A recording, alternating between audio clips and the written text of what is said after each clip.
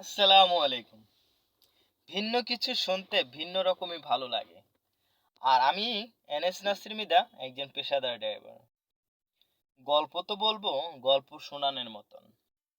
পরিবর্তন করা দরকার। ঢাকা রাজধানী একটা সুন্দর পরিবেশ করতে হলে আমাদের আগে বাস টার্মিনালগুলো সরিয়ে দিতে হবে। লোকাল বাস সরিয়ে দিতে হবে, জেলার বাসগুলো। প্রতিটা সেক্টর এখন পরিবর্তন করতে হবে। ঢাকা শহরে যত গার্মেন্টস আছে সেই গার্মেন্টস গুলো জেলায় দিতে হবে, যাতে যারা ঢাকা শহরে আইয়া গার্মেন্টসের চাকরি করে তারা নিজ এলাকায় থেকে গার্মেন্টসের চাকরি করতে পারবে। কিছু অফিস আছে ঢাকার ভিতরে, সেই অফিসগুলো কেরানীগঞ্জের ওই পারে নিয়ে যেতে হবে।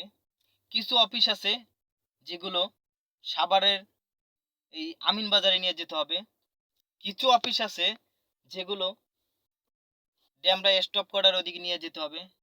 কিছু অফিস আছে যেটা মাওয়া মাওয়া পদ্মা সেতু যেটা, ওইখানে অফিসগুলো নিতে হবে।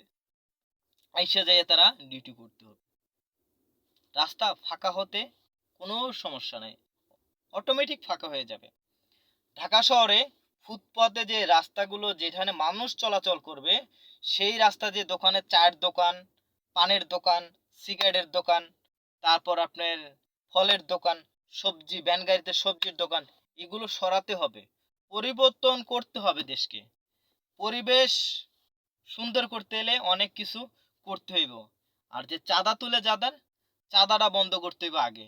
ভাই, আপনি ৩ বেলা খাবার খান, আপনি মানুষের ৫ ওয়াক্ত নামাজ পড়েন, মানুষের সাথে ভালো ব্যবহার করেন,